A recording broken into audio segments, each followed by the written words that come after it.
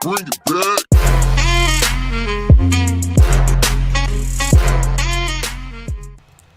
Hi guys, what's going on? It's Lords and I am back with another video. Today we are going to be looking at the sort of indie building game Lords and Peasants, currently being developed by Inverted Cat Games. So as I'm sure you're aware, sort of the historic city building simulation sort of genre is sort of currently pretty awash with sort of a wide range of indie games which are currently being developed in this sort of theme, which I think is an excellent thing. It's nice to see different variety and each of the developers sort of put their own spin on it. Another example of this would be Ostriv, which is a game I've currently been playing on my channel at the moment, but it's nice to see a wide variety of these games available. So what makes Lords and Peasants kind of different from some of the other games? Well, there's a few things. Firstly, it's not just about the building, it's also going to have a sort of a military aspect to it. So it's got a bit more of the sort of Age of Empires sort of stronghold type affair, whereas Ostriv is sort of like a purely building type game, sort of as is Banished. So that's going to add sort of a little bit of a different angle to the game compared to some of the others. Some of the other features are going to be things like the full sort of multiplayer support. We can expect to see sort of large battles in which you can develop your village, you can set up diplomatic relations with other players and other villagers. Also it'll have single player and multiplayer support. And this will sort of, and you can go to war with them. As you'll see later on in the video, we've got some footage of some of the combat going on. And then you'll also be able to fortify your borders. As you can see in the video, that was well timed. Build walls, build defensive structures, that sort of thing, and lay siege to enemy towns. From the multiplayer point of view, they are also planning to try and integrate sort of AI which can take over if a player leaves. So often in a game, particularly if it's a game and it's got say 12 people in it, one or two people leave and suddenly the whole thing falls apart because villagers just get abandoned and your team doesn't stand a chance.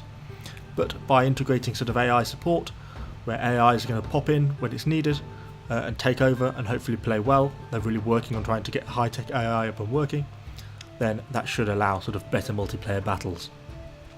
I'd also like to add the footage you're seeing at the moment is from around sort of 6 months ago when the game was first greenlit.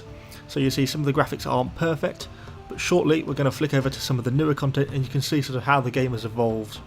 And this is sort of the beauty of indie game development. You know, as the developers learn and as the developers' ideas change and they come up with new concepts, things see things starting to evolve. And we've particularly on this game seen graphical improvements and building improvements in the way buildings are constructed. For example, this blacksmith just should have shown you the stages that the developers built up before they then animated it into a construction routine for the peasants.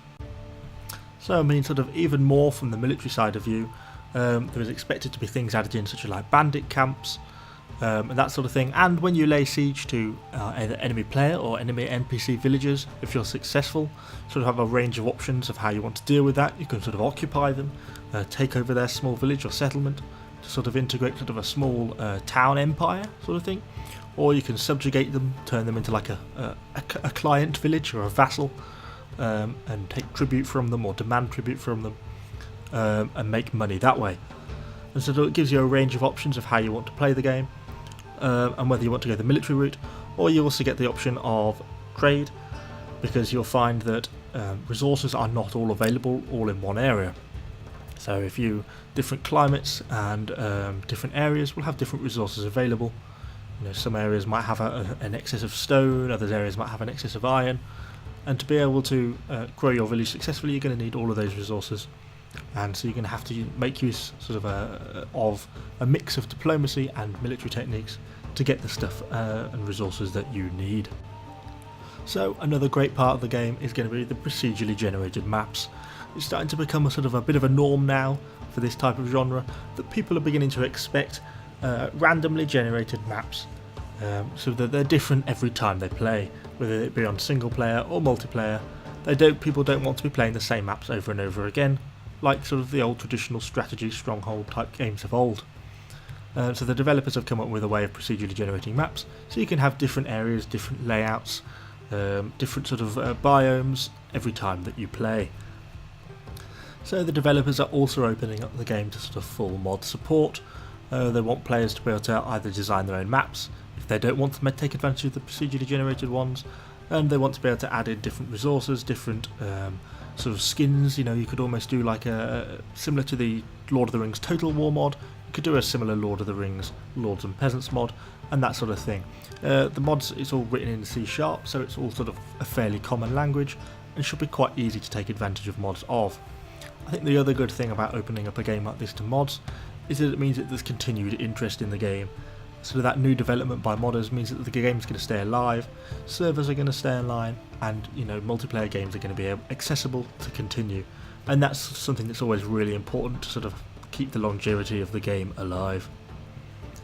So sort of in conclusion, why is this game very different to some of the other indie sort of city building games that are available? Well, I think it's because it integrates sort of a number of different genres into one.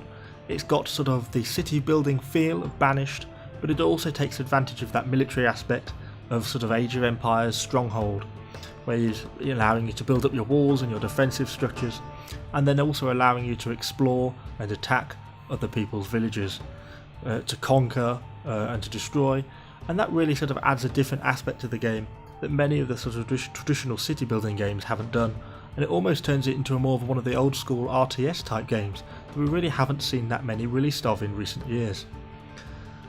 So I hope that's given you sort of a bit of an idea about overview of the game, and I hope you've enjoyed this video. If you have, I'd really appreciate it if you can like, comment below, let me know your thoughts. I'm really interested to hear what you think about this game. I know some people have got mixed feelings about indie games, particularly with some having sort of fallen at the development hurdle sort of halfway through after they got some backing, but I think this stands a really good chance of going forwards and getting into something decent, particularly when we sort of see the more recent photos of what's happened and how the game has developed. So let me know your thoughts down below, like and subscribe. Thanks guys, and I'll see you on the next one. And just before I go, I'm going to leave you with a few of the latest photos of the game, a few of the latest animations, some of the forest growth, and just leave you in quiet to watch some of the latest images.